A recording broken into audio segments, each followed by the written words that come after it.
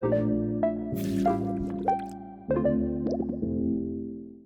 I think first thing I want to say is I love the time that we get to spend together, and it is rare, but it's like with the competing schedules, but I know when we do spend time, it's like I feel very nourished from it. And so it's awesome that we are having this chat now. And I was also thinking, when was the first time that we ran into each other? And I think it was through Ronan Lahan. It was. In Hardware Lane. And I remember being like, I'd just come from FYA, Foundation for Young Australians. And like, I just was thrust into an environment, and I had this idea of man cave. And I know that you'd been stewing on or been involved in Masculinity, the Space of Masculinity Boys, the Reach Foundation. And you'd kind of saw we're a couple steps ahead, and we're like, we'll have a think about this, and have a read of Iron John, that were really big moments for me when I was just this like little noob who had an idea. So big noob. Big noob.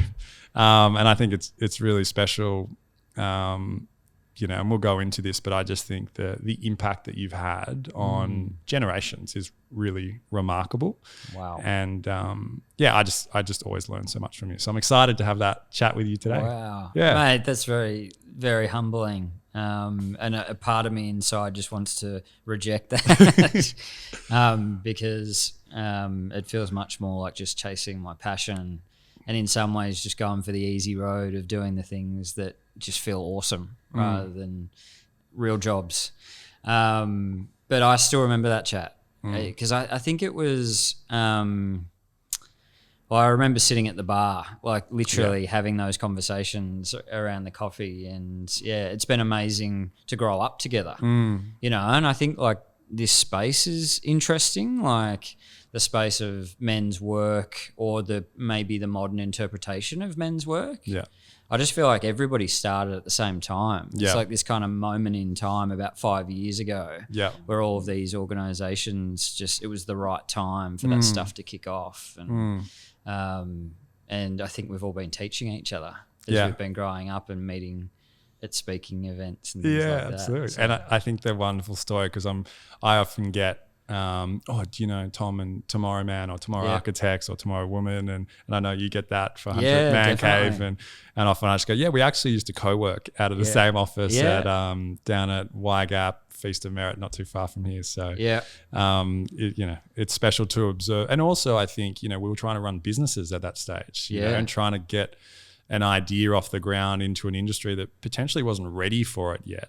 And I think now a few years in, we, can sit down and, we're having meetings, how we can learn from each other, what can we collaborate on. And I think that's such a rare thing generally, but particularly in the social sector too.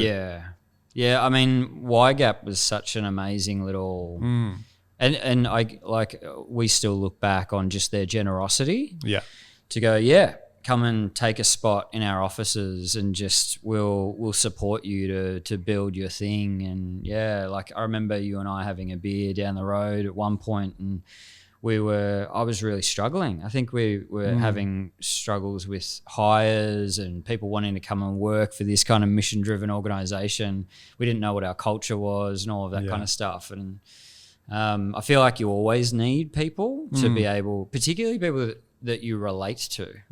That are facing the same challenges.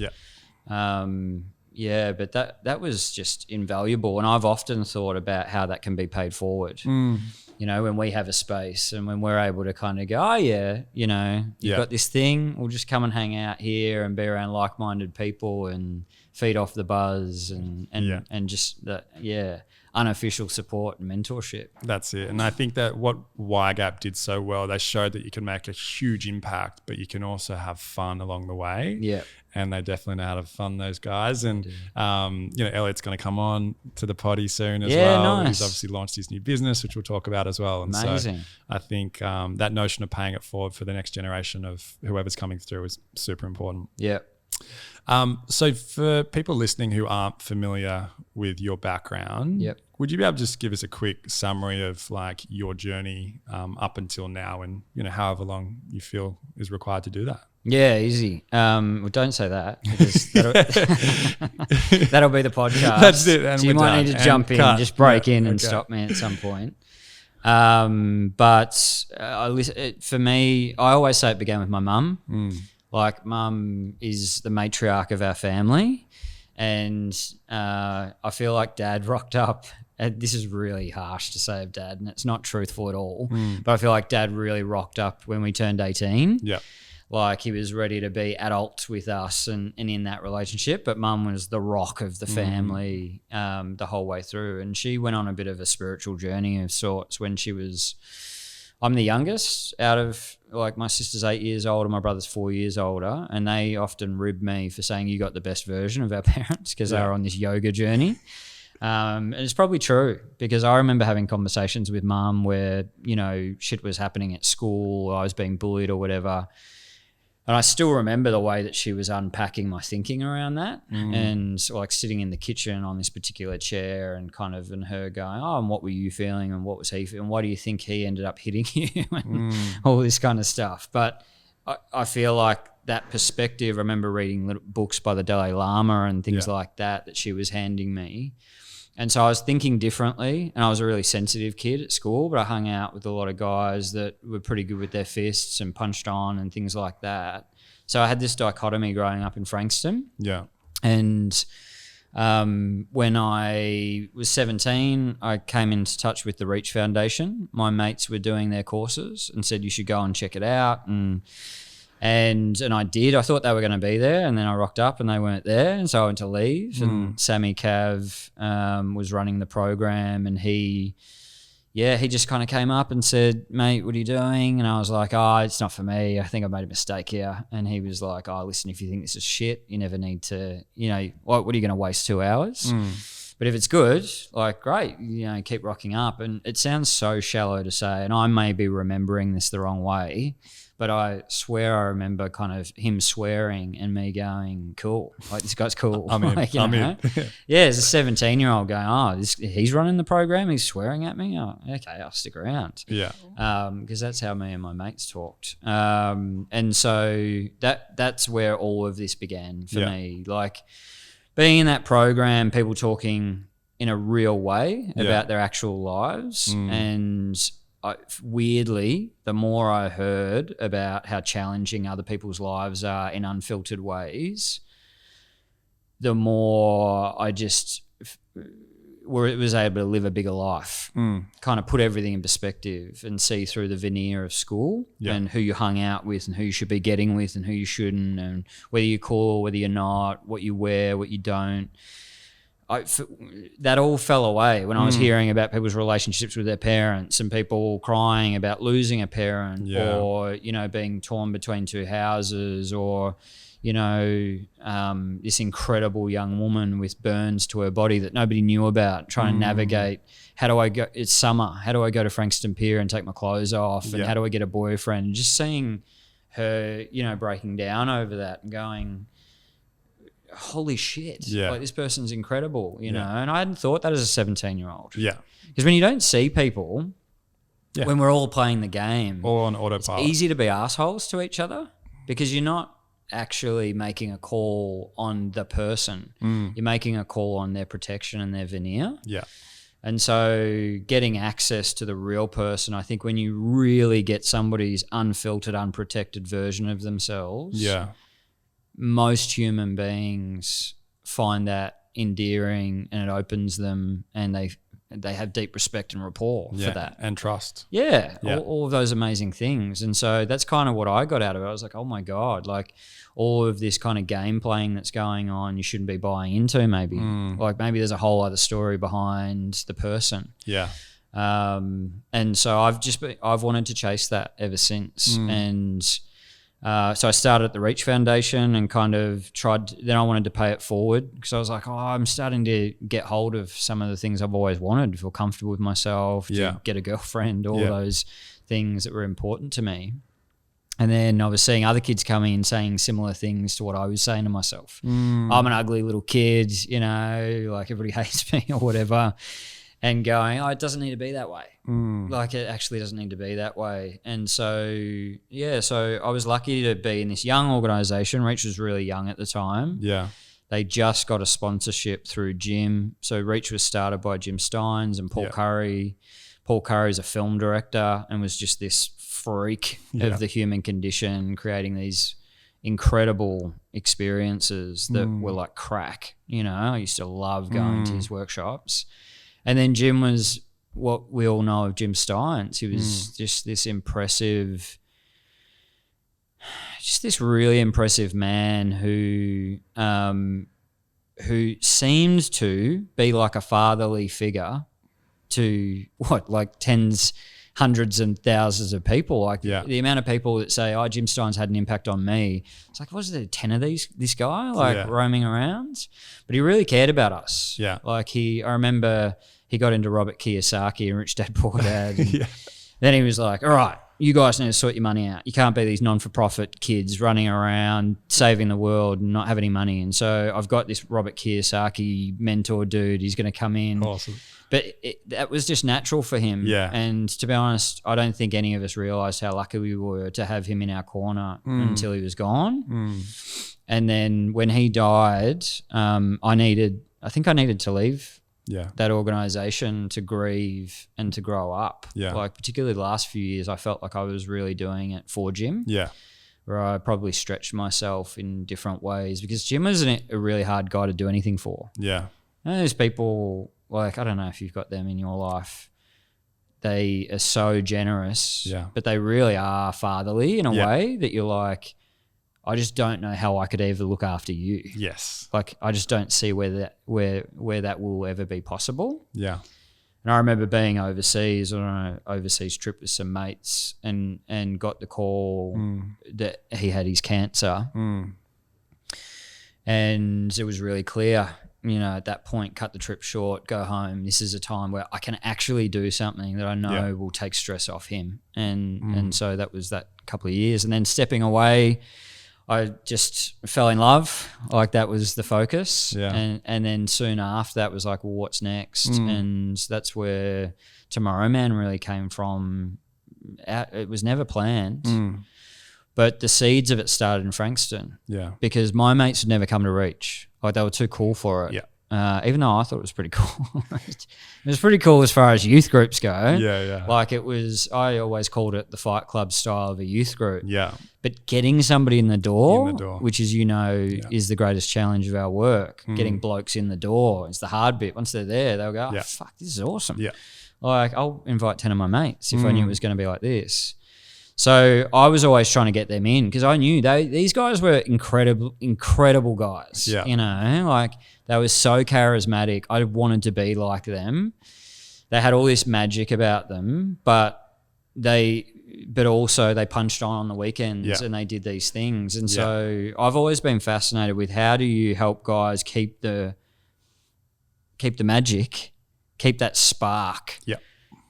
Not become neutral and nothingness and not have an opinion and not have a feeling, but also to be able to keep that dangerous magic, do good with it, make amazing things happen. Yeah.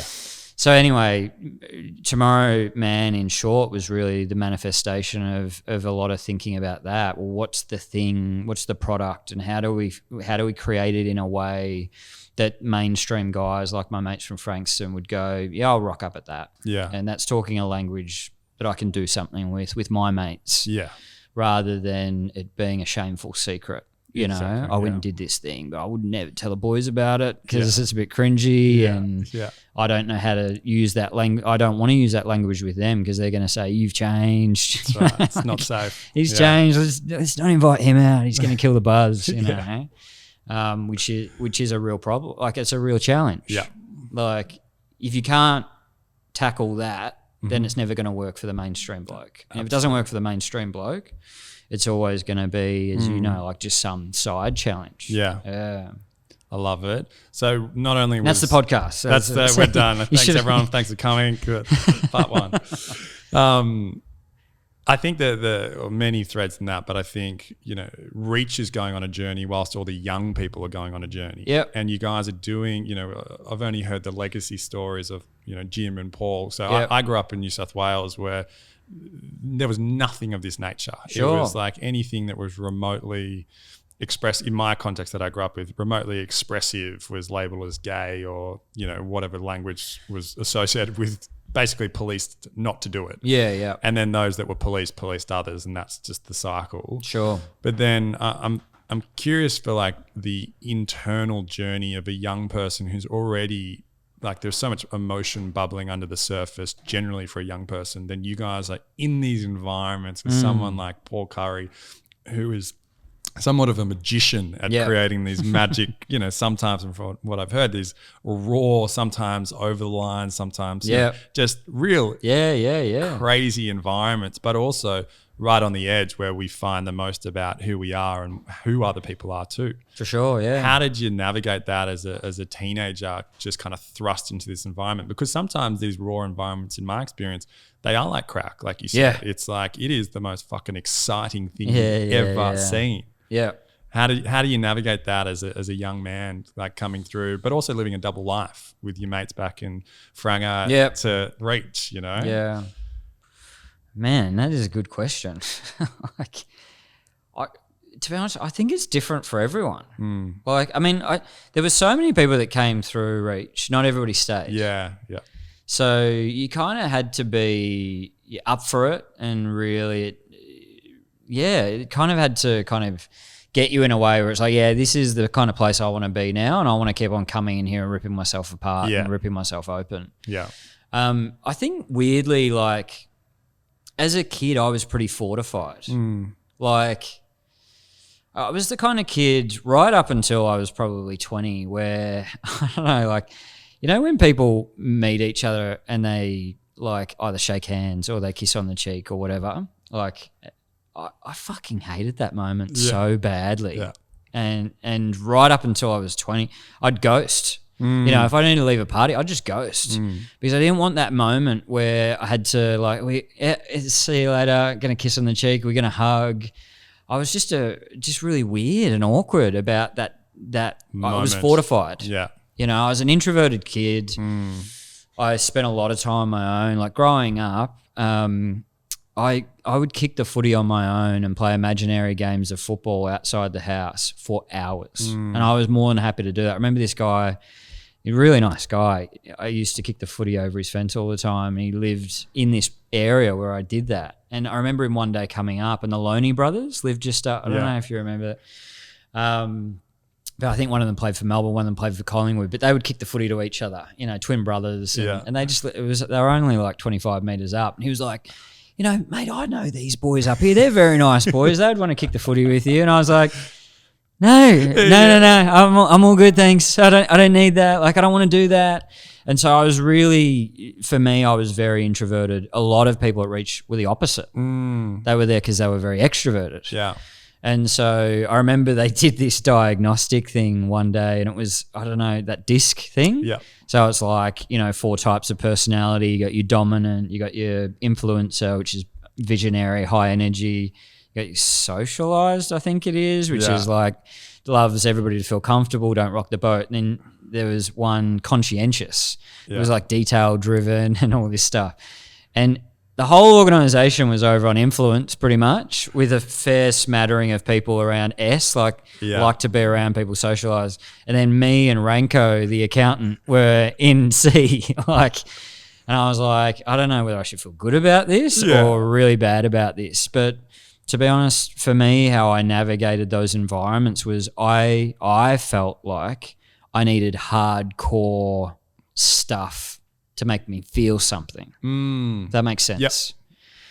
Like, I kind of felt like I couldn't be gotten to in a way. And so those experiences were awesome for me because they were these big challenges that I couldn't hide from. And it kind of opened me up. And that's not healthy or sustainable in the long run. Yeah.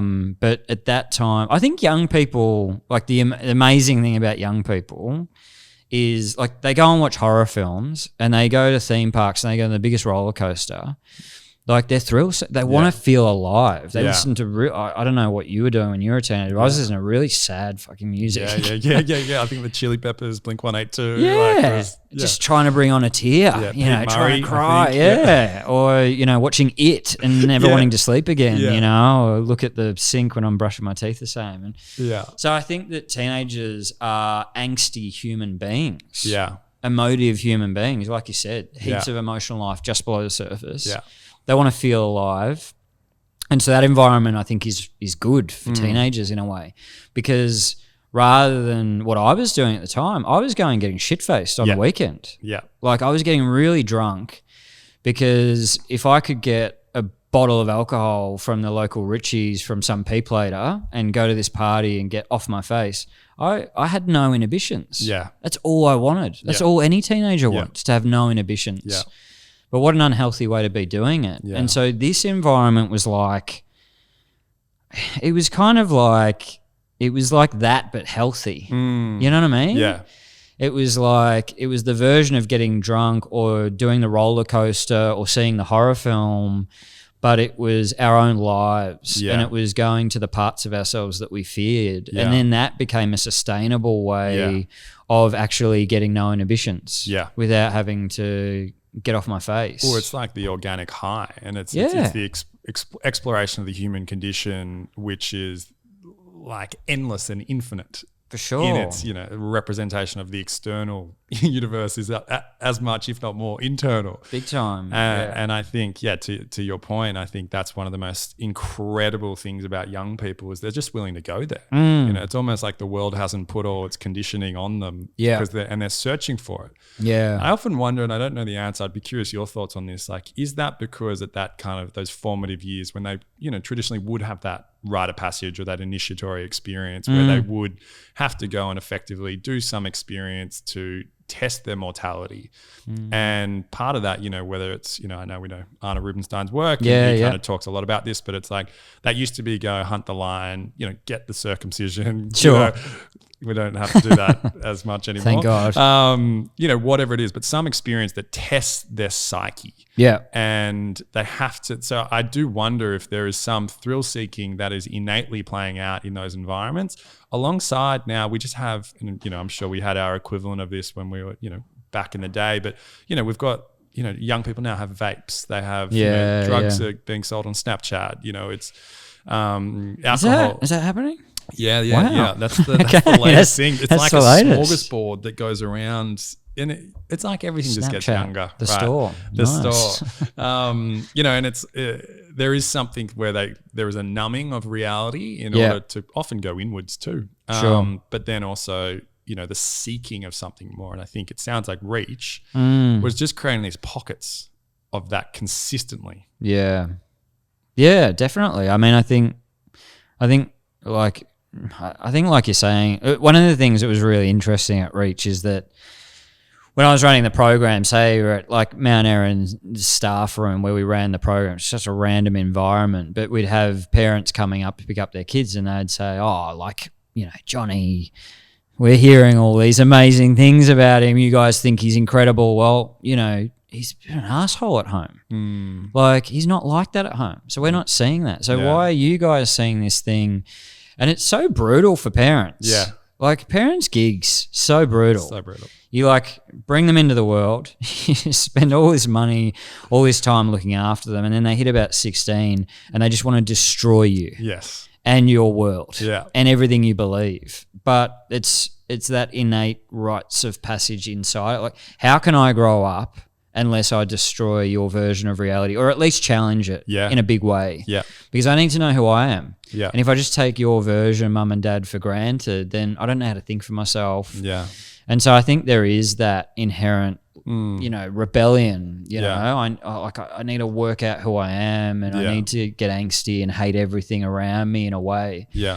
I think I don't know the science behind that, but it seems to be a clear theme, and maybe that comes about because, as you say, we don't have these pre-existing rites of passage. And to be honest, like I think the kind of elephant in the room conversation is often, I worry that as we move towards being very conscious as a society and very open-minded and really wanting to include everybody must be included.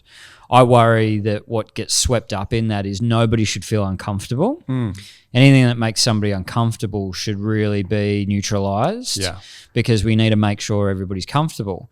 And comfort, is not a sustainable way to live life. Yeah. It's just not guaranteed. The one thing that is guaranteed is that we won't feel comfortable. Yeah. And things won't go our way. So it is a kind of weird situation I think we find ourselves in. To be honest, the way Reach was back then, I don't know whether it could exist today. Yeah. Well, it's also like our character is rarely in my own life has my character been formed from something that's pleasure seeking. Yeah, It's like I can tell you the things that have made me who I am have been through massive adversity that I'm like, fuck, I do not know who the fuck I am, how I'm going to get through this. Yeah. I don't trust you. You just broke all that. I'm like, I'm by myself, and suddenly I have this internal evolution and progress forward. Sure, yeah. But then, and we're even if we do a reflection of the comfort society that we exist in, like there are very few opportunities to develop a level of resiliency, right? And we're about to step into, already a very uncertain and complex world. Yeah. And effectively we're still educating our young people for an academic system that's about get the grades, not about who you are and how you deal with life. For sure. And then on top of that, we're now the metaverse is there, which is the ultimate pleasure town. Yeah. It's like, oh, you don't like your current reality in this sense. Sure. We'll create a better one for you. And we'll design all the same mechanisms that keep your behaviors engaged in this so we capture your attention even more. Yeah. And so it's like, cool, like what now? Like, we know this, everyone feels it. We're all kind of under the same spell to some level. We were just talking offline around the social dilemma. How even the top executives from that work at some of the biggest social media agencies in the world or companies don't let their kids use social media. And there is massive clues there. Yeah. And so the question now is, and I know you've also just begun your journey of the last few years as a parent. Yeah. Like how do we develop our kids for an incredibly uncertain world? And how do we shape their character, and who do we expose them to as the role models to do that? Sure. And I think we're just at an inflection point where the role models are emerging. And often in my experience, there's a heap of powerful women out there. Yeah. That's interesting. Like if I think about who's coming through the ranks, it's like there are some extraordinary women. Yeah, definitely. And who are the male leaders that we follow? And I find that really difficult. And I want to follow them, but I'm like, I just don't know who I pick. And I kind of, I guess, cherry pick from a few, but and it's hard. Who do you follow? Well, that's a great question. I think in Australian context, listen, there's very few people in the public eye that I would say that I do follow. I think, I think I get a lot of inspiration from you. I think, just in my journey when I was at kind of these points going, I don't know, I've got this gut feeling, where do I go? And you're just like, here's a little bit further on the path. And I was like, thanks, so thank you for that. Yeah. I think, surprising. I think also there's quite a few across like the US that I think that I'd be drawn to. Yeah. I listen, like Marcus Aubrey is the guy whose podcast I find fascinating. I think Joe Rogan's a really interesting guy. He's a very divisive character, but I think, I've definitely listened to that podcast over the years and got value from. Yeah. There's also certain things I don't agree with. Same with the whole Jordan Peterson movement. Sure. Again, divisive character. Yeah. But, someone who's shown me that, to really think through things and think about my character and my values development. And then also just extraordinary women in my life. My mum's been a massive role in my life. Of course, my dad is, my stepdad, my stepmom, got a few parents. But and then I'm just really fortunate to have a peer group of guys, particularly in this context, like other genders as well, but particularly guys who I've just really surrounded myself with who hold me to account. Sure. I think one of the beauties of working in an organization like Man Cave and now Stuff is creating a culture where I can be my best self. And if I'm not, that can be called out. Sure. Yeah. I think that's been a real big difference for me. Where do you go to kind of learn as to who you want to be and get inspiration from? Yeah, it's funny. To be honest, I had the same reaction as you in that the people that I think of are not in the headlines. That's not entirely true. Like there are people that I really admire, and they're often left of center. I really love Ben Quilty, and his take on masculinity in Australia in general. And just a unique thinker. I often gravitate towards people that aren't aren't in our space, actually. You know, people that aren't kind of in the business of masculinity and in the business of what it means to be a man of tomorrow. I often like hearing from people that have found it accidentally and don't necessarily, they don't have an agenda, if that makes sense. Yeah. But then when I asked you the question, I was thinking about the question, and it's all people from my life. You know, like my dad has been a huge teacher for me. And in all honesty, I really thought I'd gotten a raw deal, and I judged my dad a lot. You know, I loved him definitely, but I also judged him. I was kind of like, I was embarrassed to be at the cricket club with my old man. You know, he's an Irishman with a huge heart, and he's accepting of everyone. And I used to think, like, Dad, don't you realize they're taking the piss out of you? Like, these guys are assholes. Like, and I kind of wanted him to match them. I wanted him to take the piss back. I wanted him to show his teeth. And he just is not a guy who's ever done that for good reason. Yeah. And now, like, as I grew up, and I realized how fortified I am and how much easier it is to be fortified than it is to be wide open and, you know, and potentially vulnerable to that kind of judgment or rejection or attack. I just realized, oh my God, like here's the unassuming hero, you know, of our family, probably the most wide open person in our family. Yeah. And I just more and more, like I was just away on a fly fishing trip with him this last 4 days, and I just like, he's 72 and he's got the wonderment of like a 10-year-old boy. Amazing. You know what I mean? Like he's just like, how good is this? You know, like, wow, you know, wow, this is amazing. And like like I'm still a cagey individual at times, you know. I wouldn't be the person just to kind of go, how good is this? And I love you. And I have to really kind of consciously make the effort to be that kind of person. Yeah. Whereas for Dad, it's just innate and it's so pure. He just, you know, sometimes he says stupid stuff, like, but it's because he's not checking himself and he's just being who he is. So Dad, you know, my best mate is a huge hero, you know, in that he's just such a good man, you know. He's just such a lovely bloke and he's always there. And I think I admire the people that have attributes that I struggle to get hold of at times.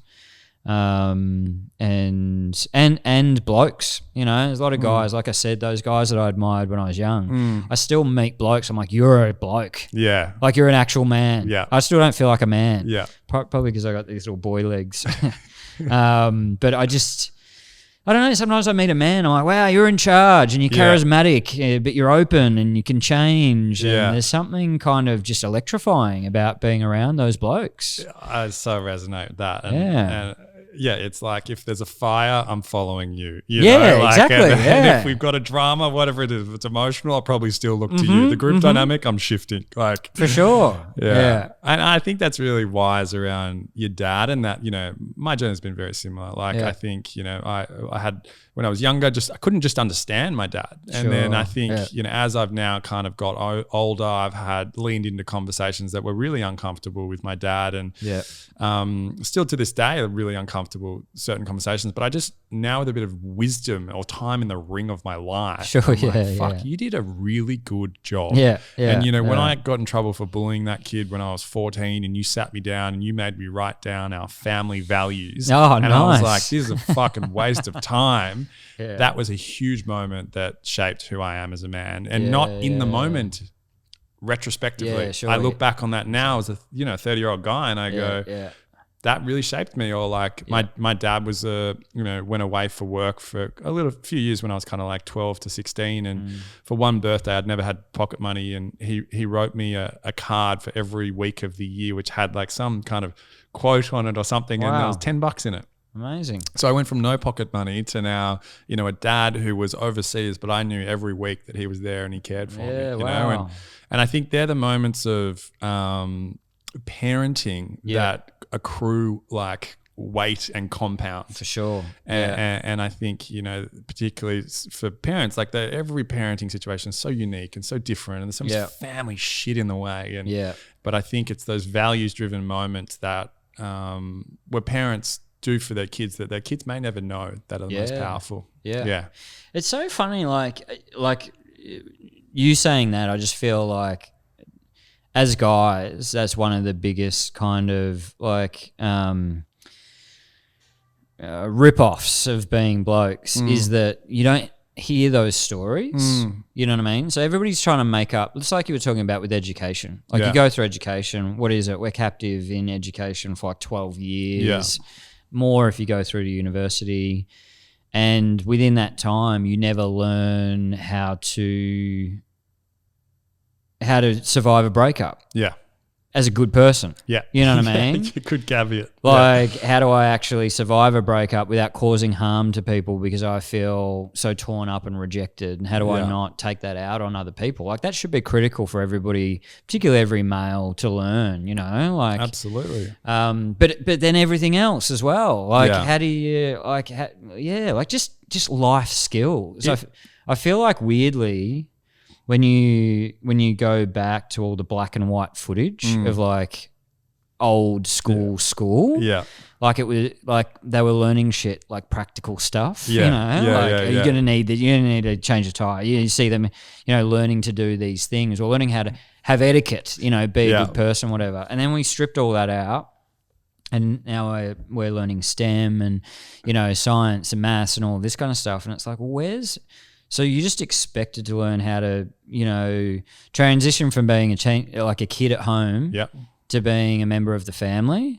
And were your parents educated on how to transition a kid from being a kid to being an adult within the family or halfway to an adult? Yeah. All of those things I don't think is taught. And then, so when you hear those stories, like I hear that and I'm a father, you know, I got a 5-year-old and a 2-year-old. And that straight away gets me thinking like, oh, yeah, right, shit. So when I'm away, which I might be at some point, maybe I can do something like that. Yeah. Like let them know with consistency that they're there. But I don't think we share those stories. I don't either. And like as men, I should say, because I feel like more women are more likely, like just say even with the kids coming, there's mothers groups. Yeah. Paige has this WhatsApp group with all these mums she's never met before, but they're all having kids at the same time. They're all swapping strategies. Yeah. Like, where's the dad strategies? Yeah. Like, we're all out there just going, oh, well, I don't know, just working it out, you know? Yeah. But no stories.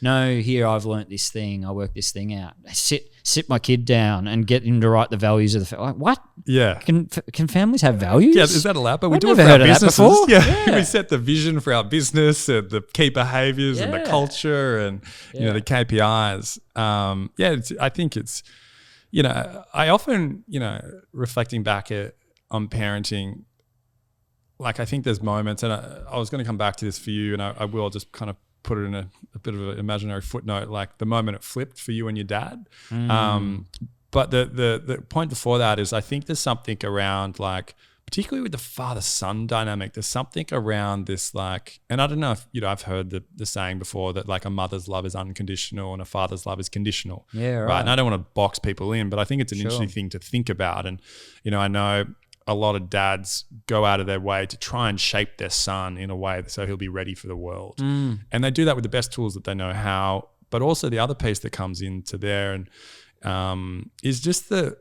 transmission of their own trauma. I think comes in the shit that they've inherited from their dad, or whether their dad was there or wasn't there, versus, you know, their own life experience as a man and where they've been hurt or rejected and not having the skills to deal with that, and then their pride's impacted and then their ego's impacted, and then they go inwards and then they find things to numb themselves or deal with it. And then also there's the cultural influences that, you know, 1.5 generations ago there was war. You know, and you come from a war and then you come back into a society that doesn't welcome that trauma or know how to be with that. That's like a shell-shocked man.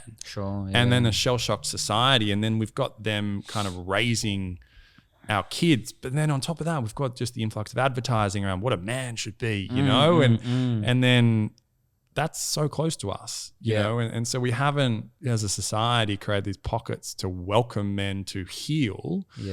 and for their not to be scared that their masculinity is going to fall away by them healing. Even that word heal, can we say that as a guy? And then we've got our dad doing the best for us, and it took me a long time to recognize that the way that my dad gives me love is not how I like to receive love, but he's still giving me love. Sure. And that was like a big fucking moment for me. I was like, holy shit, that he has been showing me love in all these different ways. Yeah. And it just like completely flipped the dynamic of our relationship. And it's definitely not perfect. We have, always working through whatever. Yeah. But that was like a really big thing for me, just to go, he's just doing the best, Yeah. And I'm in a privileged position. I get to stand on his shoulders now that I get to run an organization, and now 2 organizations that's around creating better men because of the path my dad forged for me. Sure. And so I'm curious for you, like, when was that moment with your dad where things just kind of flicked? Yeah. When was that moment with him? I think it was when I kind of, when I was at Reach, I kind of got to, I was addicted to the crack of being broken open, and then I got to this point where I thought I was full of shit. And I was being listened to too much within that organization, and I felt that I was full of shit. So I was in this weird predicament. Like, not full, I probably paint a pretty ugly picture of what I was like, but I just felt like I wasn't what people were saying I was. People were saying, you're so vulnerable, and you're so this, and you're so authentic. And I was like, I don't feel like that. Like, I feel like I'm not. People still couldn't really hug me. I still had this caginess about me. I still had this fortress kind of around me in a way. Anyway, Paul had mentioned this acting teacher overseas, and that this guy just breaks people open. I was like, great, that's my crack. I'm going to find this guy. He'll break me open.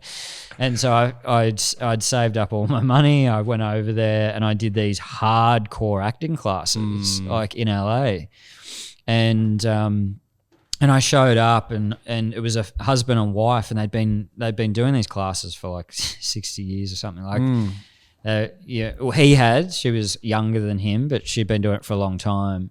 And so I was doing his classes and shitting myself and kind of way out of my depth, and I was kind of being broken open a bit. And then somebody said, oh, you got to work with his wife, Susanna. She really breaks people. I was like, yeah, sweet, I'm signing up. So went and worked with her, and I'll never forget, I was in a session with her, and she said, what are you here for? Like, what are you after? Why have you come over here? And I said, I want to be broken open. Like, I feel like I can't get to my vulnerability. I'm sounding like a nutcase. But she said, oh, okay, so you really want somebody to snap you open and break down your walls. And I was like, yeah, that's kind of what I'm after. And she was like, the funny thing about walls is that somebody built them. They exist because somebody built them. And you built your walls. So the weird thing is you want to do all these big things, but what I've found is that if you breathe and release all the tension from your body and you ask your wall why it was built, it will probably take itself apart for you. Yeah. And you won't need to break it. It will just actually voluntarily take itself down. Yeah. And so we got into it, and it was really simple. She would literally say, unpart your legs, hands by your side, take deep breaths, and ask yourself how you're feeling. And that was her crazy stuff that she would do, but I would often end up, in tears, kind of as everything bubbled up. Because when you don't hide from stuff, it just comes up. What's ready comes up. We spend a lot of our time moving fast, talking fast, distracting ourselves so that it doesn't come up. Yeah. And she was like, you just got to let it all come up because it'll stop. Yeah. And then you're good. Yeah. But then you got all this choice. Yeah. And I remember within that, I started having this realization that my walls had been built really with mum. Yeah. This person I admired so much, that I looked up to so much. I feel like she taught me to be a warrior in the world, which is really ironic, you know, and kind of counterintuitive in the way you expect to be. Doesn't your dad teach you to be a warrior? And well, Mum kind of taught me to be fortified. And when you talk about war, like my granddad had those experiences and he ended up killing himself. And I didn't find this out until I was an adult, you know. He was a company man, like a hero at work. Yeah. Like so many people turned up at his funeral and said that he had changed their lives. But at home, he was a dysfunctional individual and he created all this emotional turmoil at home. So my mum grew up around that. And she says, I learned how to freeze him out. Yes. He would do these silences. Well, he wasn't going to silence me. I'd silence him back. Yeah. It's pretty incredible for a young woman to do that. Yeah. And she kind of handed that to us. You will never let anybody take your power. Never. No matter. And so we were precocious little nutbags, you know, because we would never let a teacher talk over us. We would never let nobody could take our power. Yeah. But with that meant that we were pretty fortified and pretty wary. And here Dad was floating around our family at times, you know, not really being appreciated for his value. And it was around the time where I was learning to take down that brick wall and let people in that I really respected Dad. And I remember her telling me, Susanna, I worked with her over a few years. I remember one time she told me, this is really random, but we were talking about relationships. Yeah. I never had an intimate like my longest relationship had been 3 months until I was about 21. Because as soon as the other person had been too vulnerable in the relationship or needed me, I wanted out. I'm like, nah, because I don't need you as much as you need me, so I got to get out of here before I hurt someone. Yeah. And then I did have a relationship with a much older woman who taught me heaps about life, and then that came to a close. And I remember Susanna saying, "I know what you do with women," and I was like, "Oh yeah, you know, like tell me." And she said, she used this weird metaphor, but she said it's like there's a doorway. There's 2 steps up to the doorway, and you walk up to her door. And you walk up the 2 steps, you knock on the door, and then you walk down the 2 steps, and then she opens the door, and there you are standing there, and you go, "Here's me, you know, look at how open I am, how amazing I am," or whatever. And then they usually walk down the stairs, they grab hold of you, and they say, "Come in here." And she said, you know, very soon, the woman of your dreams is going to show up, and she is your one. She's going to be your one. She's not going to walk down those stairs, mate. Yeah. She said, you need to be willing to walk up those stairs, put your nose on the door, knock on it and stay there, and be willing to be annihilated because she's going to really ask you to earn this one. Yeah. And that's what happened. Like I met Paige soon after and she fucking terrified me. Like every part of me felt unworthy. But I knew in my gut, this is my wife. I want to share my life with this person. And Dad had always done that. Dad has had his nose to the door his whole fucking life. Yeah. And I was like, what a man. Yes. Like, what an incredible man. And then I started realizing, like, I've walked past this guy for so much of my life and judged him for not being man enough. And I've been sitting with the jackpot, you know, my whole life. And so in many ways, I felt like I've been catching up time with my own dad. Like, how amazing is this guy? Yeah. Like, he really loves all out, you know, to his detriment at times because if he knows that there's tension in the family, he'll be full of anxiety. He needs everybody to be looked after and be well because he's exposed. Yeah. Whereas Mum and I and arguably all of us in our family other than Dad, we can watch anxiety in another person and we can feel distance from it and allow it to be. Yeah. And that's got its strengths but also weaknesses, like in that it's not really vulnerable to the whole situation. So it was a combination of this incredible woman and then this realization, oh my God, you know, like I've seen Mum as this incredible hero and I've seen Dad as this, you know, work in progress that should be better. And then it flipped on its head, and I was like, "Hey, Mum, you got some work to do." Yeah, totally.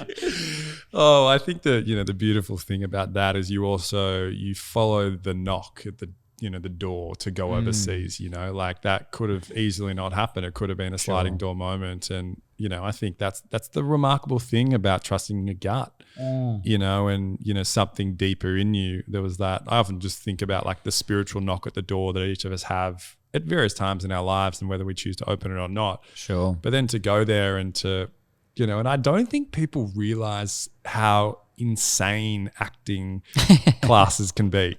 Like, and comedy and like clowning and clowning. And like, I think people just think people go there to pretend, but acting as a philosophy and a craft literally rips apart the human condition. And I think shout out to all the actors out there, like doing that, like fucking hell, but I think in particular in the line of work that we do, which is around understanding people, the human experience, the human dynamic, and some of those acting teachers are quite mystical, like they've just seen some things that like other people haven't. They've had time in the ring of breaking people down, but also rebuilding them back up. Yeah, exactly. And it is beautiful. And I think, again, I've actually been my own personal like development practice at the moment is very similar to what you're saying, is slowing down, asking my gut questions, meeting the different parts of myself, developing relationships with those parts of myself. And more than that, like particularly finding the parts that I've shamed and shunned away and actually feeling them and crying so much because it's all been stored. And I think what I've noticed by me doing that is, to your language, is like so many walls, so many barriers, which are often built by a little kid who didn't want to be abandoned. Sure. Or a teenage boy that didn't want to be left out. Yeah. And it was like, that's just playing out. And I just see that in so many different moments of when I get pissed off, triggered, angry, whatever. It's often just a part of me that just feels really unsafe. And then I project and I push people away. And then the other thing I've kind of been on this journey of is like getting different. Like I don't have to get all my parenting or my motherly energy or my fatherly energy from just my parents. Sure, yeah. And if I kind of come back to Jim Steins, I know you had like a pretty special relationship with Jim as someone, who was kind of, on path to kind of take over Reach at one stage. And Jim was, such an important role in your life. Yeah. How was that dynamic, and, what was it like to have that relationship with a guy like Jim Steins? Yeah. Yeah, listen, it didn't start that way. It didn't start that way. Like I remember, so when I came into Reach, I didn't like Jim. I was like, this guy's full of shit. And everybody thinks he's like, this amazing guy who cares about everyone, doesn't listen to anybody, doesn't give a shit, kind of only liked certain people. So I had a lot of judgments. And I remember I was on this camp and we were walking along this track, and you paired up with people to have a chat, and I got paired up with Jim, and he was like, how you going? Like, and what do you think about Reach? And I unleashed. I was like, he's asking me what I think. So I was like, this is shit. And how we get leaders in, I think it's bullshit. It should come from the programs, because if we're really doing well in the programs, leaders should come out of there and blah, blah. And I really got on one. And then he was like, all right, change partners. Just walked off. I was like, oh, shit. And then I still remember having this chat with Kirsten, who I got paired up with. I was like, I think I just fucked up with Jim. I just said all this shit, and he just changed partners and walked off. And it kind of went like that for a while. And then I got invited to a particular camp with him down the line, and somebody said, this is your moment, like he only invites people on that to go with him when you kind of, you're making it. And then I think, to be honest, I got close to him, and he started to let me into things. He was a really interesting guy, like in that, for example, like he would call me at like maybe 7 o'clock at night sometimes, and he'd be like, hey, I'm just thinking something, I got this idea, and then he'd tell me the idea, and then at first I didn't realize what he was actually after, so I would tell him what I thought of it, and then he'd hang up. Like, and it wasn't about being rude, it was just how he operated. He wouldn't say thanks, bye, hey, that was great conversation, thank you so much. No bookending. Be like, yeah, all right. And he'd be like, shit, he's gone. Like, oh my God, like I hope that went well. But I started realizing he seems like he knows everything and he seems invincible, but he's actually really vulnerable. He really cares what people think and he doesn't always have the answer. And so I started realizing, he wants support. That's what he wants. He doesn't want me to attack him because I think he's invincible and so he can handle anything that I've got to say. I think sometimes leaders get the roughest treatment because you just think they're capable of it all. Yeah. And so you unleash with them because it's like, you're running the thing. You're capable of this. And so I'll unleash. I would never do it to my peer, but with you, unfiltered, I'll just let you have it because you should be sorting this out. Yeah. And I think being around him was a big lesson in vulnerability. And the closer that I got with him, the more vulnerability I saw. And I remember there was like 800 people at this fundraising breakfast. And we were about to go on stage. And he said to me, he said, how you going? And I said, I'm shitting myself. Like, I'm so fucking scared. And he laughed and he's like, you're like me. Like, I feel like that all the time. It never finishes, you know. Never finishes. And he's like, it's always like that. And then just as we're about to walk on, he goes, don't fuck it up. And just punched me in the arm and walked off. And I was like, fuck, I got to land this moment so that everybody, supports this program. But I remember talking, and I talked really honestly about this kid in our programs and I remember sitting at a table, I kind of forgotten this moment, but I remember him, he just kind of came up, kneeled down beside me and put his arm around me and he said, awesome work, well done, And I think in many ways, Jim was the archetypal kind of father in my life, if that makes sense. Yeah. Because he was a guy that I wanted respect from and I wanted love from and I didn't think I deserved it. And he didn't, ironically, people probably think he showed it in all of these, he would tell you in detail how he loved you and how he felt about you, but he actually was pretty stretched. He had a lot going on. He was impacting a lot of people, so he didn't have all that time. And so there were small moments like that where you really felt like I've earned this. I've worked my whole life, to get to this point. And I've got his approval and that matters. Yeah. And I think there's value in that. Like you were saying, different people's types of love. Yeah. I think that there's a lot of value in earning it and not getting it all the time at every moment, but having to ask yourself, who do I need to be in order to rise to my best to get it? And he was really great at that. Like, he was good at saying, hey, I care for you, but there's standards. Yeah. And you got better in you. Yeah. And you got to rise to that rather than I love you at every moment. Yes. Don't feel that you ever need to be anything more than you are. He would kind of say, there's more to you. Yeah. So I don't want to acknowledge you right now as being finished because you're unfinished. Yeah. And I think you got more. And I'll let you know when I think you've gotten there. Now, some people might say that's arrogant, who's got the right to tell you, where you're going to get to and when you're there. But it was incredible to be around that and to learn about the fragility of a leader like that. Yeah. At one point he said to me, I can't hear what everybody's got to say.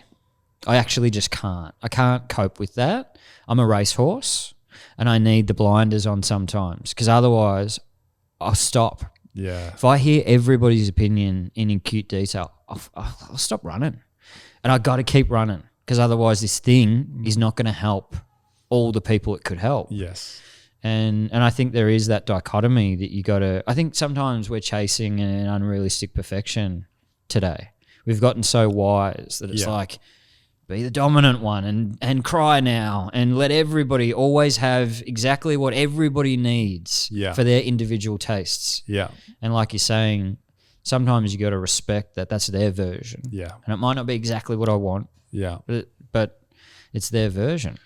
And just the earning it part too, I just want to underline, is just such and it's a rare thing in a world now, coming back to what we're talking about, pleasure. It's like, even in a different context, like how people are able to just change their LinkedIn title to whatever job they want to identify as. I'm now a high performance coach. It's like, really? Exactly. Like that's a pretty lofty thing, Sure, and it's like, there is something remarkable about what it takes to earn something, you know. And I know in Iron Man, for instance, like the actual business of Iron Man, one of their internal mantras is, did you earn the medal today? Yeah, as part of their culture, right? And it's like, this concept of like, you've got to gruel in order to evolve. And, sure. And I think, it is rare to find figures like that in our lives. And I think whether that was innate in Jim or if that was something that someone's taught him, that concept of that big fatherly energy. And of course, it doesn't necessarily have to come from the fatherly energy, but someone who can create. I love, there's a beautiful quote around eldership, which I love. And it's, we may have talked about this before, but the role of the elder is to create the space for the glorious mistakes of the young. Yeah, right. So to create the space for the glorious mistakes of the young. And it's like how, and I know when I'm in the presence of an elder or someone of that stature, it's like, I feel like I can be held. I feel like I can kind of fuck up and I can come back and be like, oh, get that moment. And it's special to just hear that you had that experience with him. Yeah, it was amazing in that way. And like, what you're talking about there, I do feel that it's rare, unfortunately. Like one of the things that we talk about male privilege and just privilege in general. I often think about, and you talked about sliding doors moments and the calling and following your calling and things like that. But I often think back and just kind of thank literally my lucky stars or the universe or whatever it might be for just these little sliding doors moments that happen for, I know that, say Sammy and Carly, who are running that first program that I went to, they, a couple of weeks in, were like, we think Tom needs to be in the leadership group. And Jim didn't think that I should be, they fought for me. Yeah. And I was like, what did they, like, if I hadn't have met them and they hadn't fought for me, then that wouldn't have happened. Or if my mates didn't say, hey, you should go to this thing. And if I knew they weren't going to be there, I wouldn't have gone. Yeah. I would never have gone that night. Yeah. Or, just all these like little moments. And I think one of the privileges of Reach that many people don't get their hands on, it was a network of mentors. Yeah. And I literally have just come from lunch with one of them. And I'm doing all this amazing work with him, like 20 years on from meeting him. And he just took me under his wing. I remember like he was working at PwC and I was just a teenager. And he said, I want to meet with you. And so I went into PwC, boy from Frankston, went up through the lifts, into the foyer, okay, who are you going to meet, And I was like, meeting this guy. And they're like, okay, take a seat over here. We'll be with you shortly. And then I was led into this room and the barista came in. Yeah. It's like, what? And, this barista we're looking at over the MCG level 40 or whatever. There's a barista here, and so ordering the coffee and feeling so out of place in this kind of, I don't know, just like 5-star environment. And I remember he said to me, hey, I really want you to know something very clearly. I'm making a business call here. That's why you're sitting here. I'm not doing this to give a kid a leg up. I'm not doing this because I like you. Those things may be true, but I'm not doing that for this reason. I'm making a commercial decision that I think you're going to be valuable in years to come, and I think I can be of value to you. Now, some people I tell that story, they go, what an asshole. Like, who is this guy? You know what I mean? But I actually have always remembered that moment because it was kind of him saying, you've got value that's unrealized and I don't want you to think that I'm doing this just because I need to look after a kid. And so that mentorship, I've got there's probably been, and I mean this, there's around about 8 guardian angels in my life that I've had that have believed in me and Jim was a big one at this for a lot of people. I kind of used to say, it's like he was holding the world back with his massive arms and he was going, get in here and run amok. Yeah. See what you can do. And he always did that. It was like, I'm going to hold back all these adults that think you guys can't do this. I'm going to open the doors for you. Get in here and run amok. Just show them what you're capable of. And getting that grace period, to make those glorious mistakes. I feel like everybody should have that. Every young person should have that. But the reality is that they don't. There's a lot of young people that will not meet those people. And so we'll never know what they could have been capable of. And we should, I know Ben Quilty talks about it, the uncles, and where are the uncles and aunties of our society? Because we're living now in homes as nuclear families, and we're not in villages. So where's your village? Yeah, absolutely. And we know when young people are kind of like 12 onwards, they break away from their parents and they seek that mentoring and guidance elsewhere, which used to be the village, the town hall, the synagogue, the mosque. Yeah. Now it's, you plug your headset in and you're gaming. Yeah, exactly. That's what you're strapped into. And I think you don't have to identify as a family related uncle and auntie, but young people are so open to being mentored if you're real. All they want is for somebody to see value in them that they can't yet see in themselves. And to your point, like someone, like if they do something that reflects their character, or a moment of courage or a moment of fuck up, to have that moment that Jim had with you, to also just the hand over the shoulder, like that is a life defining moment. Oh, massively. And then also just to realize, again, just that example from Jim, like he's, punching your should going, don't fuck it up. Don't fuck it up. I'm in this too. And that's such an important thing for a young person to feel like the humanization of the older or the elder is just for sure so important. Well, I think, you were talking about feeling privileged to have the trusted inner sanctum of your mates. I've got a kind of handshake agreement with one of my best mates who lives in Ireland, and he's got 2 little boys about the same age as our little boys. And we've got this kind of handshake agreement that I hope we make good on, and I plan to. It's just to put our boys on the plane, at a certain age, and just send them one way. And he's just going to lob up on Tony's doorstep, and he's got him for a couple of months. And I just want him to be around a good man that's going to give him things that I can't, Paige can't. And I don't know when that moment will come, but maybe it'll be the moment that potentially he's kind of getting more out of video games than life, than living, breathing life. Video games are life, and they will be life, here to stay. And I don't want to have a closed mind towards that and feel like, you have to be in the trees at all times, because that's just not the reality of our world. But just to have human mentorship, some person that gives a fuck about Riv, who is literally on the other side of the world. And I hope he sends Jerome this way. And the investment that I'll have in looking out for Jerome and giving him an experience and letting him know, like, your tribe's bigger. Yeah. So play bigger when you go home. Yeah. Because, you looked after, you always better rock up here. If he ever turned up at our doorstep in need, we'd be there for him. Without a doubt. He's Griff's kid. And so I love that. And the beauty, we talk about rite of passage. Yeah. That might be the 16-year-old, sabbatical, from the teenage years over into a different experience.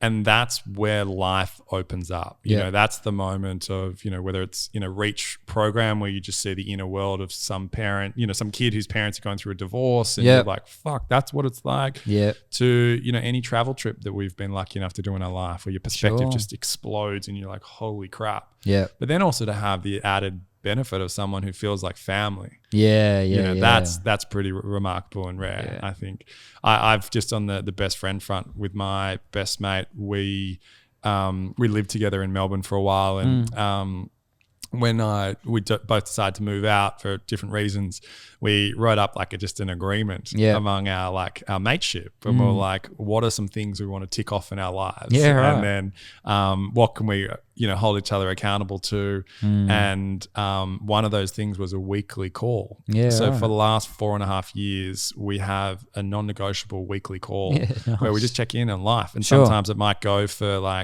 an hour where he'll talk for 55 of those minutes. At the end, be like, sorry, Matt, I just fucking dumped on you there. How are you? I'm like, man, I'm actually all good. It's all sweet. And other times vice versa. And, we've been on other sides of the world, but we just make the time for the call. And that's so against my nature to have something built in like that. But that's kind of part of the adventure. I'm just there is nothing else in my life that is built in like that. And it's been it's kind of crazy to know that I just have that pocket carved out with him who can just, understand my inner world sometimes more than what I do. Yeah. And I think a little bit of an intentionality with those key relationships really goes a long way. Oh, massively. Yeah. One of the things about COVID that's been really interesting is like those patterns of communication. Yeah. I was saying I've been sending these really long one-way voice memos. Yeah. So mainly a couple of mates in Ireland. But they're like, and I've had a couple of comments from people, like generally them sending them back, and they'll be sending them back and they'll go, oh shit, mate, I'm really sorry. 8 minutes. Like I've really gone on one here, and it's kind of been interesting. Like, why are we as blokes so cagey about length of conversations and why it's bad to kind of talk for that long or to share for that long? And I was kind of just thinking about it. I was saying, when Paige and I first got together, we started kind of like courting a bit through emails. Yeah. So I can't remember what the first email was, but it was like the emails gradually got longer and longer, and that was our way of we didn't really have any link to each other. And so that was our way of kind of having a conversation. And I remember like they were like crack, you know what I mean? Like, yeah. And I'd get there, I was like, oh my God, yeah, here it is. Yeah. I'm really going to sit down and kind of get into this one. And then I would write down a big reply back. But now that we're together and married and we've got kids and we run business together and all this kind of stuff, there's no place in our life where we get into those depths of our heads, if that makes sense.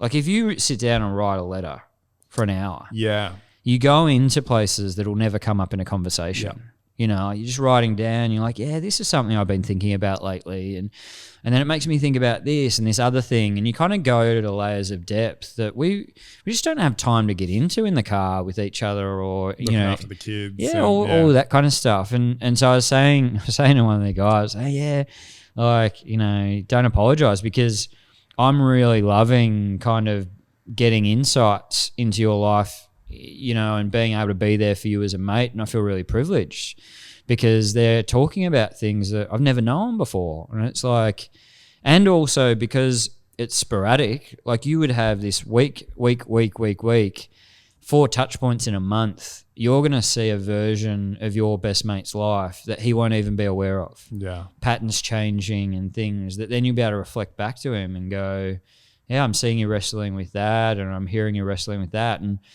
it's coming out of these messages. Yeah, that is actually going on. Like, but just that. And I know that there's some studies around guys and letter writing and resilience against suicidal ideation and depression that, they've used letter writing as a mechanism and shown that it increases their resilience in their mental health and well-being.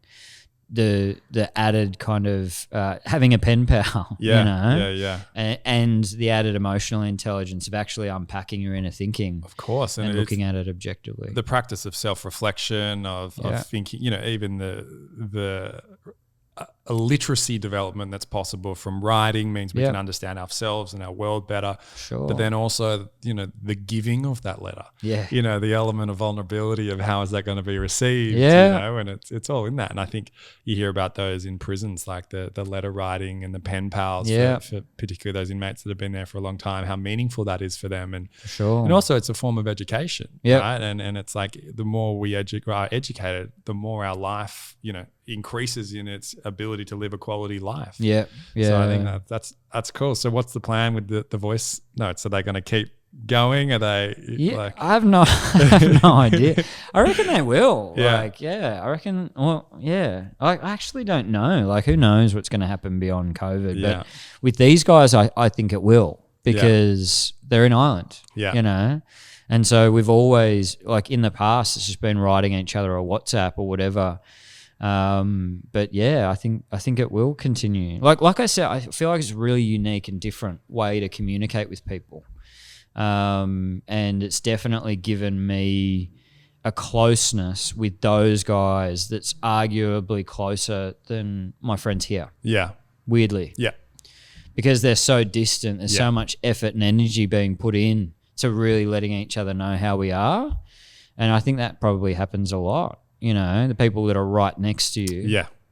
You kind of take for granted.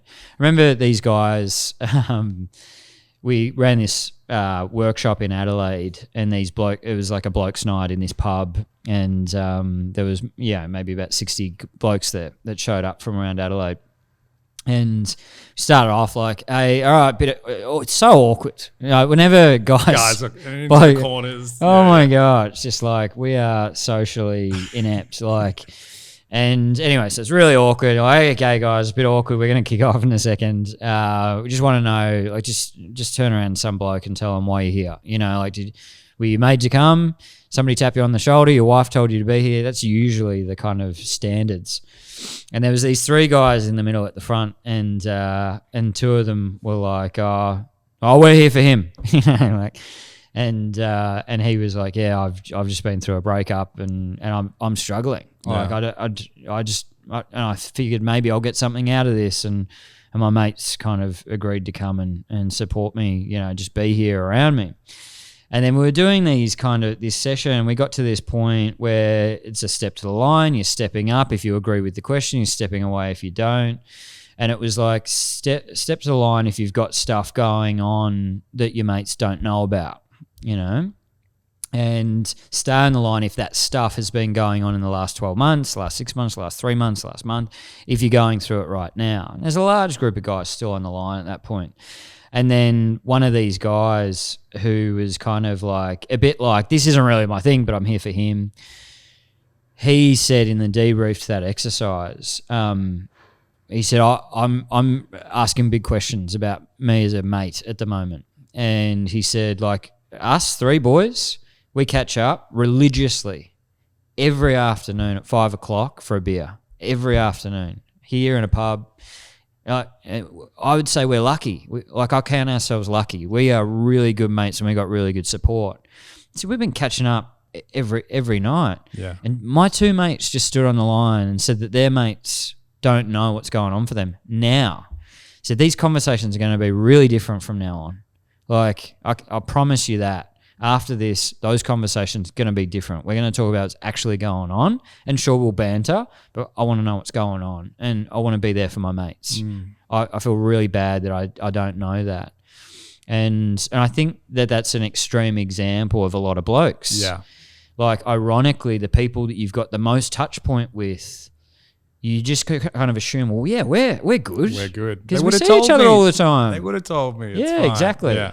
And then you ask yourself, but have I actually asked them? Yeah. Like, have I actually asked them, and if I don't know how to ask, have I bothered to practice to ask? Yeah. You know, if I don't know how to change a tire, I read the manual, I ask somebody how. But maybe when it comes to asking a deeper question, making my mates feel safe enough to tell me what's really going on, have I done anything for that?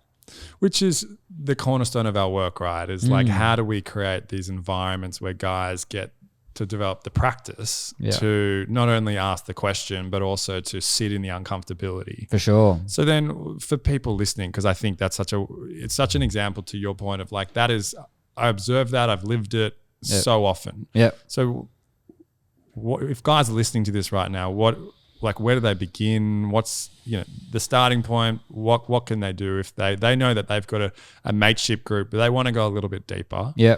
And obviously it's different based on the friendship groups, but Sure. just some basic tips you reckon that would make a difference? Yeah. I mean, the first one is to go first. Again, we're so good at playing the game, at looking like we've got our shit together. Yeah. That if we are asking questions, hey, I really want to know how you're going, but I haven't told you how I'm going. It's just like, it just doesn't feel safe. Yeah. It's like, well, Mr. got it all together. Is asking me how I'm going. I'm supposed to tell him how messed up I am now. And so I feel like going first is just so important. Like, if you want your mates to tell you how you're going, you've got to be telling them how you're going and showing them that you're willing to tell them on the bad days as well as the good days. And then I feel like you're saying, you've got to be willing to care more about your mates than you care about staying comfortable. Like, you got to be willing to say, if I'm really going to be a good mate, then it's gonna cost me a bit of awkwardness, and I'm up for that, you know.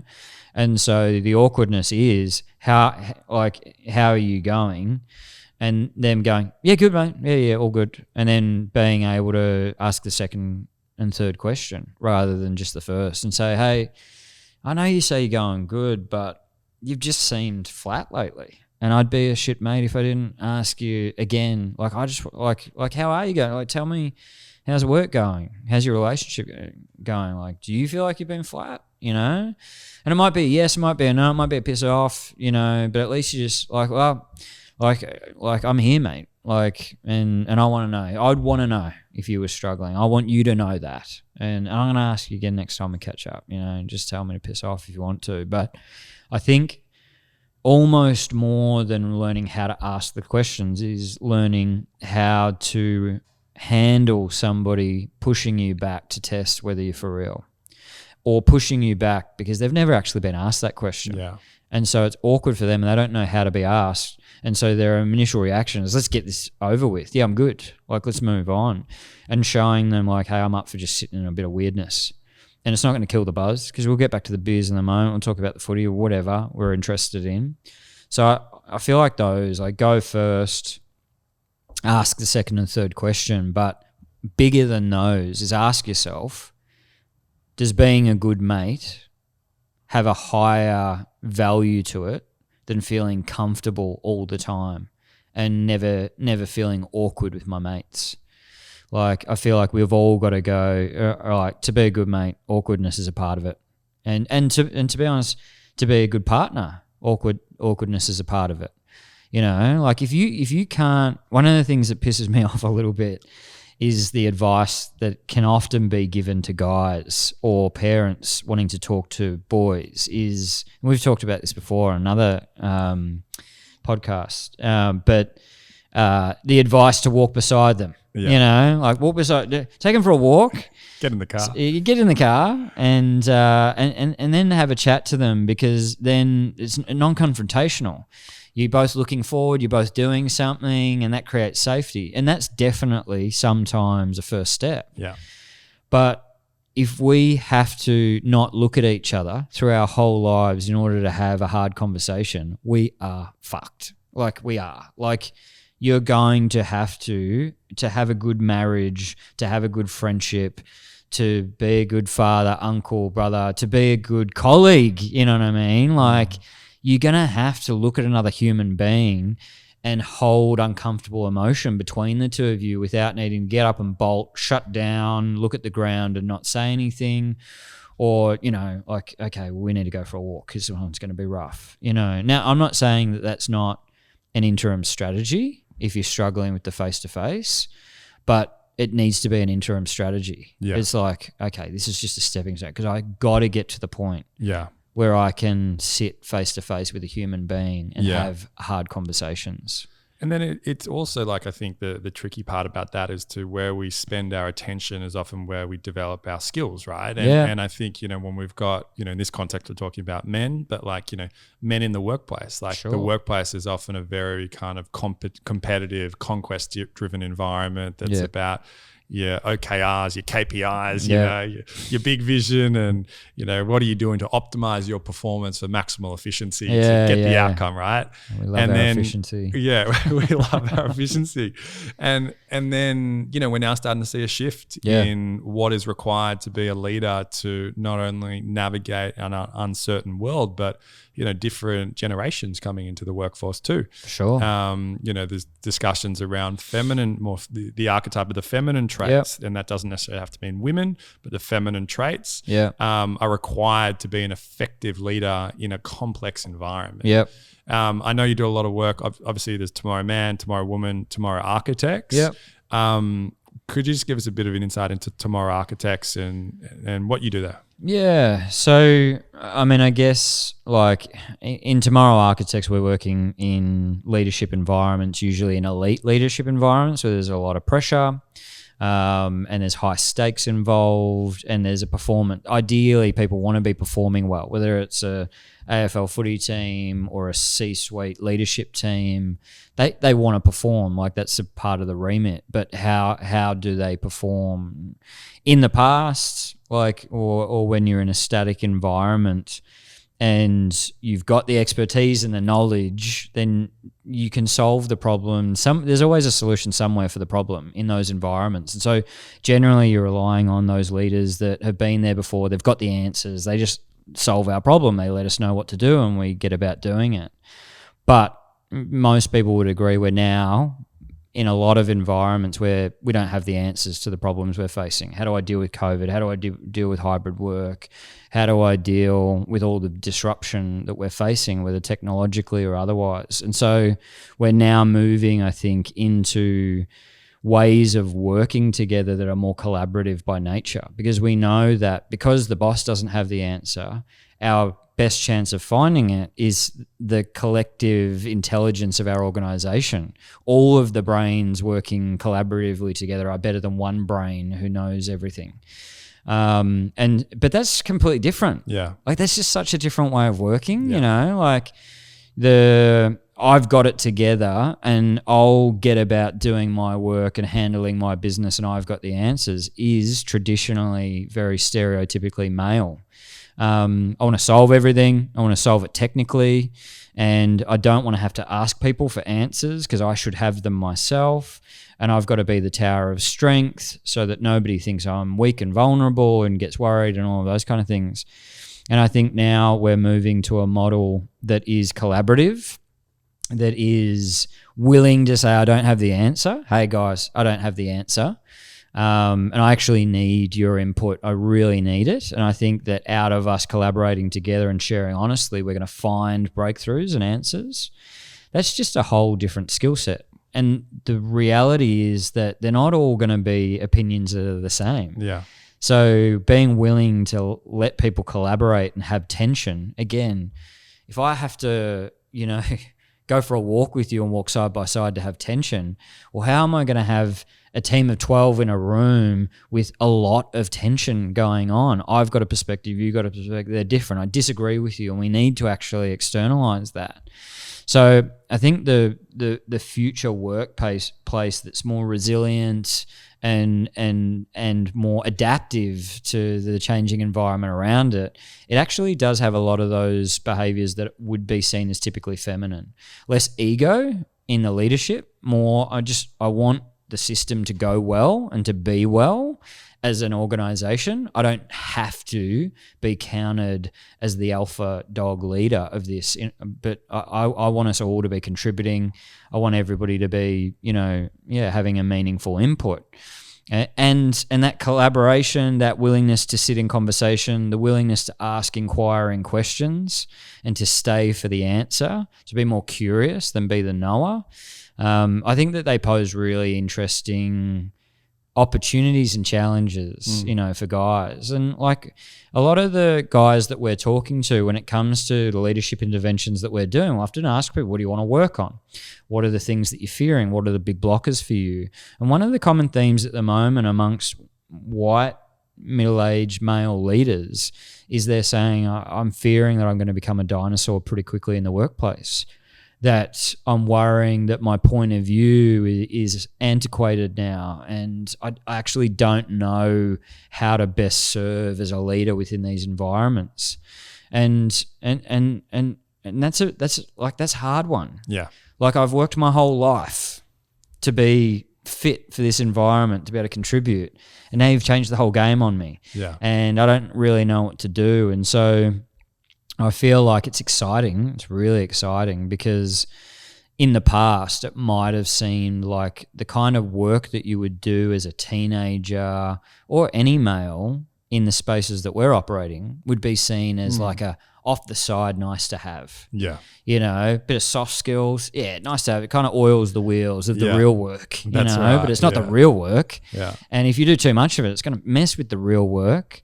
And now I think people are starting to see, hey, that is the real work, you know, and in lots of performance environments, like, two premiership winning teams, the last two premiership winning teams, both said in their post grand final interviews, what was the winning ingredient?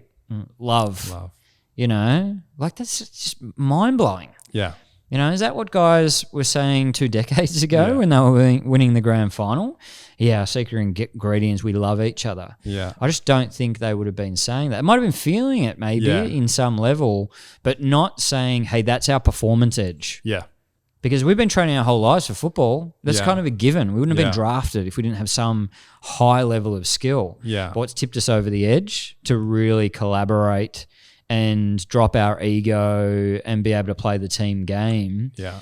It's love. Like, we're so deeply invested in each other that we're not friendly firing on each other. Yeah. And we understand the other, and we've developed a level or a culture of psychological safety where the authenticity is an important value in that culture. Yeah. Because if you're authentic and I'm authentic, then I just know there's something innate that I can trust you. For sure, yeah. And then so when we're in the, whatever high performing environment where you need to perform and your decision making needs to be so acute, so timely, I need to know that I can rely on you in that moment. Entirely. And you think about, in an athlete's context, like they effectively need to make decisions faster each and every year of the development of whatever respective game. Yeah. And the data's there, for the last 3 years, and whether you call it love, authenticity, psychological safety, it's kind of the same, magicness that's there.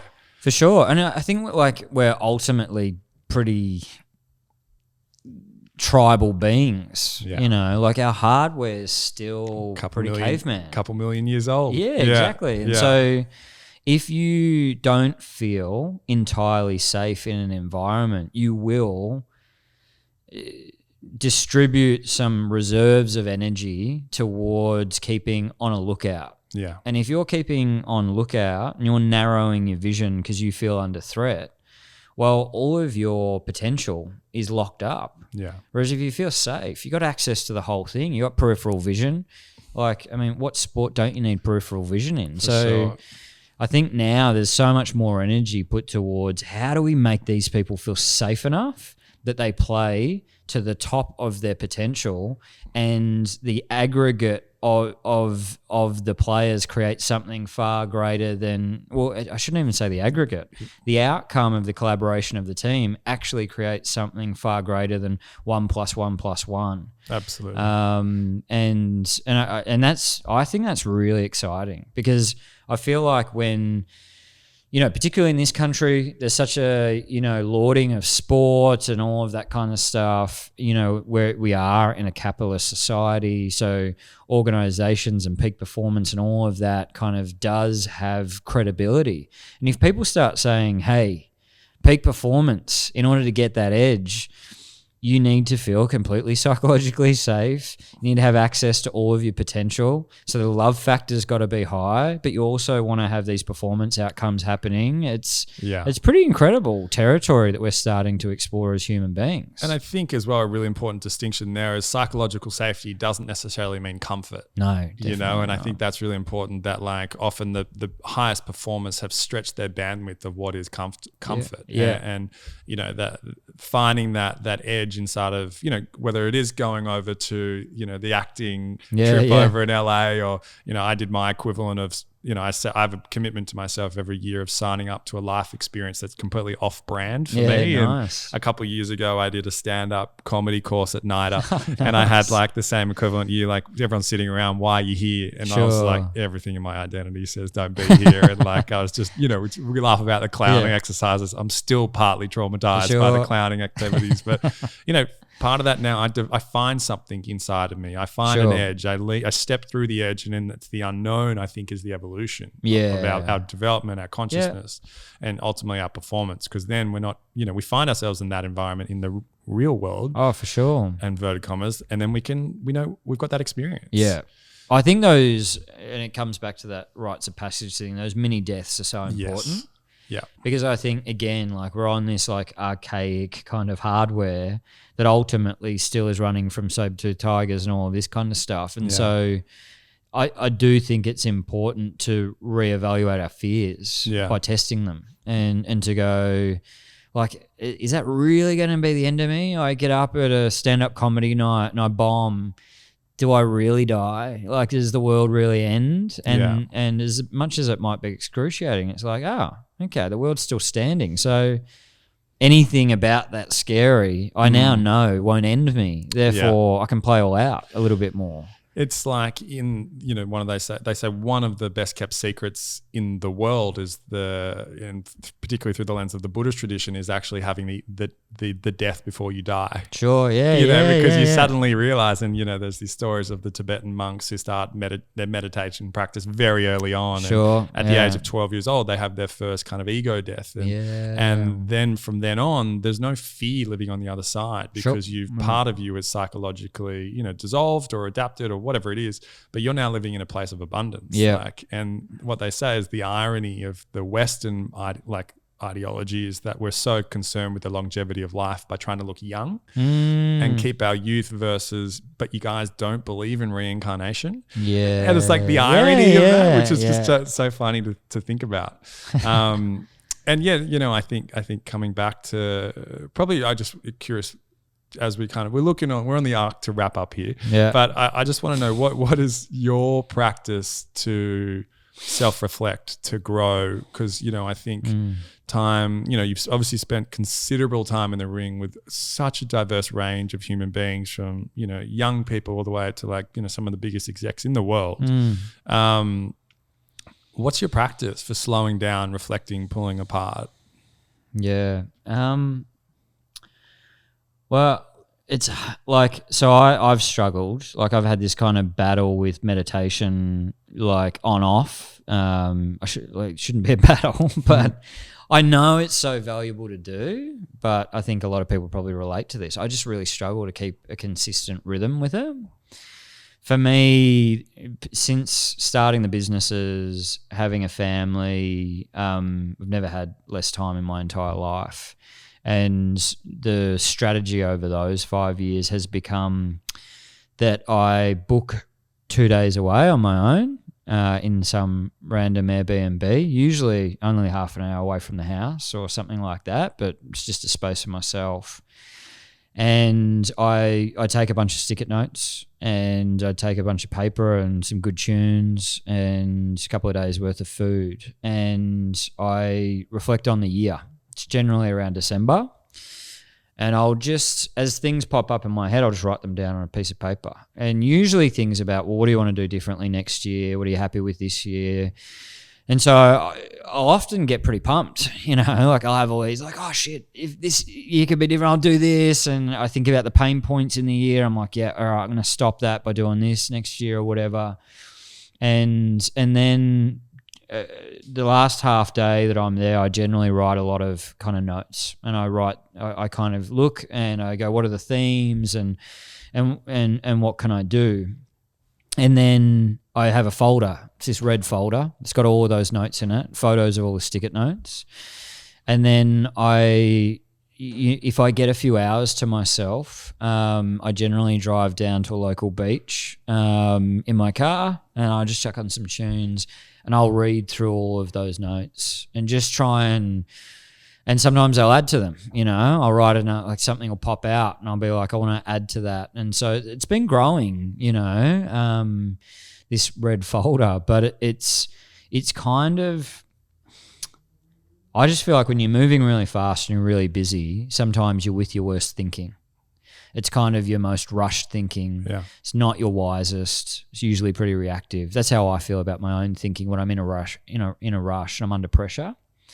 And so when you slow down, and that's a privilege to slow down, but when you slow down, you kind of get to thinking that's underneath, and it's usually like incredible. It's like, that's my wiser self. Like, that's the guy that knows what's really going on.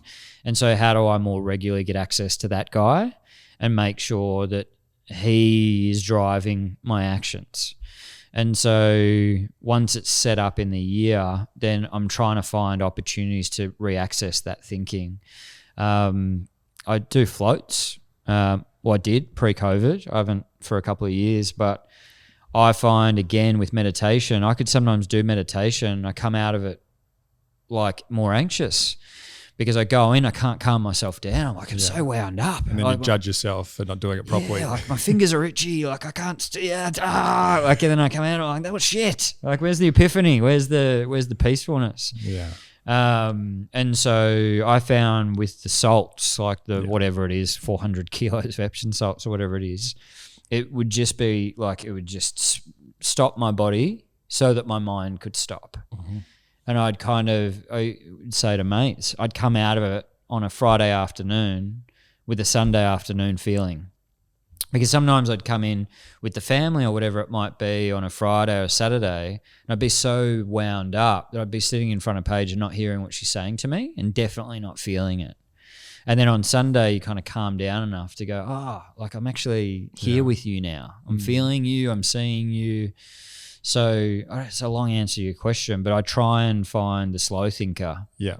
And I've just been trying to find strategies to get access to that. What's my wisest, gutsiest thinking rather than my scared, fast, busy, dumb thinking. Brain that's trying to judge and assess their way out of a situation. Yeah. And I think the whether you call it like the altered states of consciousness movement is really that's where the high performance comes from. It's whether it's a float tank meditation, whether it is your own personal retreat, your staycation. What that does is it allows exactly what you said, the nervous system to slow down so the gut can come up and actually be present. Yeah, for sure. And like we're talking about near-death experiences and all of that kind of stuff. But like one of the things that it actually came up at one of these 2-day things. I kind of spent a bit of time away and I wrote down, it just kind of popped up, what do I want out of this decade and the next decade of my life?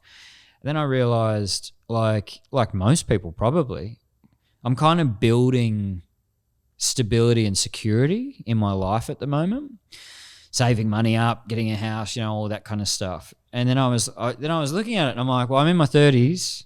What do I want from my 40s? What do I want from my 50s? And I was like, 30s, 40s, 50s, they're the most vital years of my life. Like that's when I've got the most energy, that I've got the most, my body's not entering its sunset. You know what I mean? And then 60s, 70s, 80s, like if I don't think about this, I'm going to end up with all this cash and nothing to do. You know what I mean? Like going, I'm 70 and 80. Yeah. And I don't have enough to spend all this money on because I don't have the and like that felt like a big breakthrough for me. I was like, shit, maybe we need to spend some cash. Yeah. In these years when I'm young for my kids. Yeah. Awesome. I want to try and be a young dad. Yeah. I want to kick the footy with the boys. I want to have adventures with them. Yeah. I want them to know me and for me to know them in that way. But if I don't check that, I'll be absent for those 2 years, setting up a life for them. Yeah. And then go, well, now I don't really have the chutzpah to come with you on that one, to run the marathons or whatever it might be and to have those adventures. So I just where do you get the chance to have that thinking? Yeah. Oh, absolutely. And unless you stop, slow down. And again, the wisdom of the gut comes up and offers you that. How do I live life that's experience driven with the most important things, which is my family. Sure. And yet to your point, there is no point being, the richest guy in the cemetery, right? No. Exactly. Sitting there going, I hope it was worth it. Yeah. Can you cash those in for the next part? Yeah, for sure. So, well, mate, just final question, just to wrap up. Obviously, we've both kind of grown up working with young people and with a particular lens on young men, although it's not just about the men, it's about their relationships that they'll have. Yeah. Any advice that you would give to your younger self with the benefit of a bit of hindsight and a bit of time in the ring, few mistakes along the way? Yeah, it's a good question. What's yours? Mine, I think, is no one really cares. Oh, yeah. Nice. Nice. I was just real good at trying to fit in, and I did that so often at the cost of my own values. Yeah. Just did a lot of shit just to try and impress my mates and try and feel safe. And I did that often, a lot of things that just were not nice things. Yeah, right. And there was a beautiful boy in there. Sure. But I hid him for a long time. Yeah. So I think no one really cares, and just be yourself is probably the biggest thing. That's, you know, it's so overused. It's almost lost its like pizzazz. Sure, like, be yourself. Yeah, but if I could give myself like a felt experience that it's okay to be yourself. Sure. Yeah. And just to keep investing in experiences, I think is really important. Like, get out of your bubble. Yeah. I like that one. I'll take that. I think mine is pretty similar to what, for some reason, this morbid thought of being here once has always given me a lot of courage. So for me, it would be, you're only here once, you know, and so don't miss out. Like, don't miss out on any of it. And I think too many of us miss out because we're too scared, again, as you were saying, to look like a dickhead or to be judged. And I feel like it's just the biggest robbery. You know, we are only here once. You know, listen, I believe that, you know, and other people have their beliefs about reincarnation and whatever it might be. But I personally believe for myself, the lottery for me is rocking up in this life and being the little sperm that made it. And I just want to have it. I want to live it. You know what I mean? Like I want to rock the dance floor. I want to, you know, kiss the girl, which I did. My wife, that is. I don't need to kiss anymore. But yeah, I just want to have life, all of it, not just the bits that are deemed stereotypically for me, and this is not for me. So my advice to my 5-year-old would be, just don't forget you're only here once. So just don't miss out. Go after what you want. And similarly, in some ways, just like, don't not do it because they don't think you should, you know. I used to wear my brother's clothes, and he was 4 years older, and so I'd wear these T-shirts that were down to my ankles. Which was in at that time. Yeah, I think Fubu was really. A big brand. M&M was kind of on the... Exactly, yeah. But my best mate in primary school, his dad was an artist. And I didn't know this until later, but mum and dad would say, oh, you know, Mark's dad really thought you were the deal, you know. He was like, that kid's got style, you know. Now, if any of my mates heard that, they'd be like, well, where did it go? Because you wear the same shit every day, never wear anything else. And I kind of like that 5-year-old kid who was willing just to wear what nobody else was wearing because I liked it. I still remember opening my brother's cupboard and taking those T-shirts off and being like, this is epic. Like, these are epic. So I didn't have a reference point for what was cool at the time. And so sometimes having a reference point's shit, you know, like just part of me wishes I was able to still keep being that kid. Yeah. Just wear whatever I wanted to wear because it looks awesome for me. It feels awesome. Like, I like it. Yeah. Does everybody else need to approve? So, yeah, don't miss out. Don't miss out. It's only once. I love that. I cherish our time together, mate. So yeah, thank this you. has been nice. Yeah, Thanks I feel like we could go down many different rabbit holes and follow different threads. But yeah, just really value your time. And yeah, as I shared at the beginning, I just think you're a phenomenal role model for me, so many others, and I'm just really grateful. So well, likewise, mate. Like, I'm just so inspired by what you continue to do and how big you live. And, you know, like just witnessing somebody go, yeah, I'm going to start an organisation that runs these workshops and have that first conversation with you, you know, that university project that you're piloting with those boys, to then see the organisation and then to go, yeah, and I'm just going to start a men's care business on top of that, and why not go global, you know? Like, I think that sometimes people often see those things from the outside and they think they're untouchable because they're like, oh, well, that guy must have always been going to build that big successful business and those things. So it's inspiring to have seen the story evolve and just, you know, wherever you take it, it's awesome to be a part of. And yeah, thanks for bringing me along on it again today. Awesome. Thanks, man. Legend.